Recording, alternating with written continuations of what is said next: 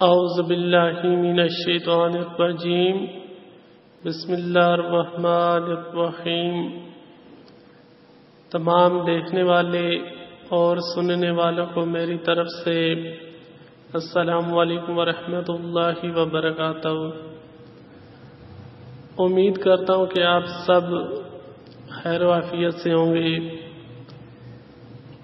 آج ہم سنیں گے ایک حکایات۔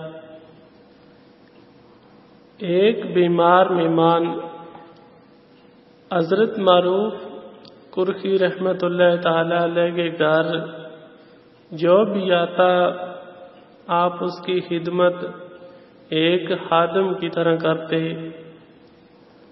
ایک دن ایک ایسا مہمان آیا جو قریب المرگ تھا، اس کی جان معلوم نہیں کہاں اٹکی ہوئی تھی۔ رات کو نہ وہ خود سویا نہ کسی اور کو سونے دیا۔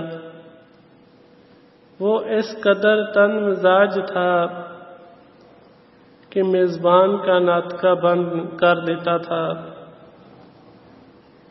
آس پاس کے لوگ بھی اس قریب المرگ کے چیخنے چلانے سے وہاں سے دور چلے گئے۔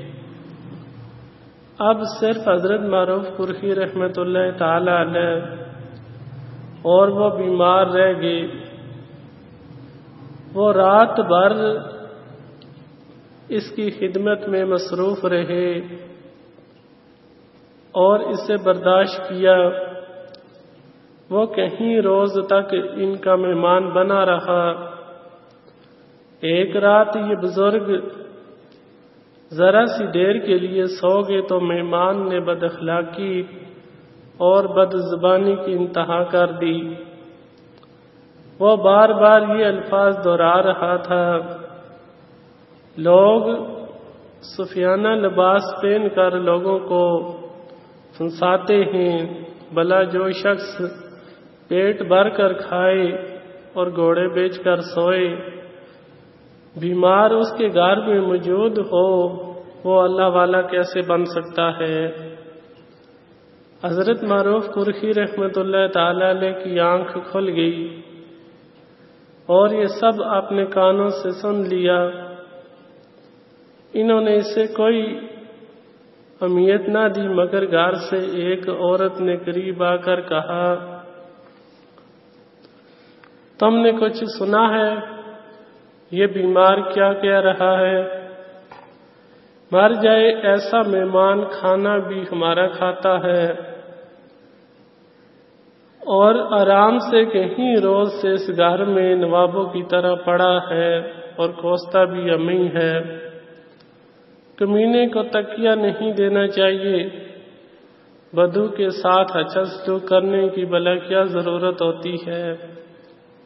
نائل کے ساتھ نیکی کیوں کر کے ضائع کی جائے؟ بد مزاج کے ساتھ خوش اخلاقی سے پیش آنا تو ایسے ہی ہے جیسے پیار سے کتے کی پشت سلائی جائے۔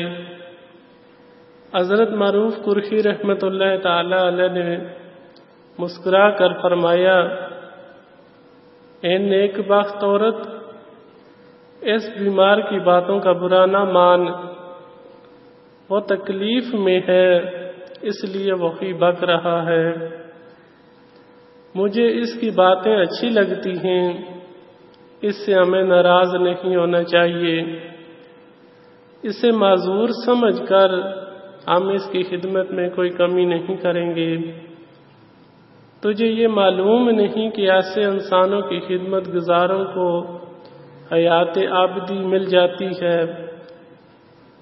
کرخ نامی بستی میں ہزاروں قبریں ہیں، کسی صاحب قبر سے کوئی واقف نہیں، مگر حضرت معروف کرخی رحمت اللہ تعالی علیہ کی قبر پر حاضری دینے والوں اور فاتحہ پڑھنے والوں کی قطار لگی رہتی ہے، اسی لیے کہ ان اہل قبور میں سے کوئی صاحب خدمت نہیں ہے۔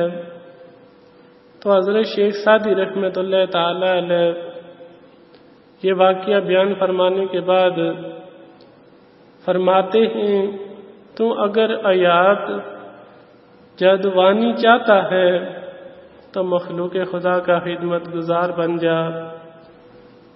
اللہ رب العزت ہمیں بھی اپنے بزرگان دین رحم اللہ تعالی کی سیرت کو پڑھنے، سمجھنے اور ان باتوں پر عمل کرنے کی اللہ تعالیٰ ہمیں بھی توفیق عطا فرمائے۔ آمین بجائے النبی الامین صلی اللہ تعالی علیہ وآلہ وسلم۔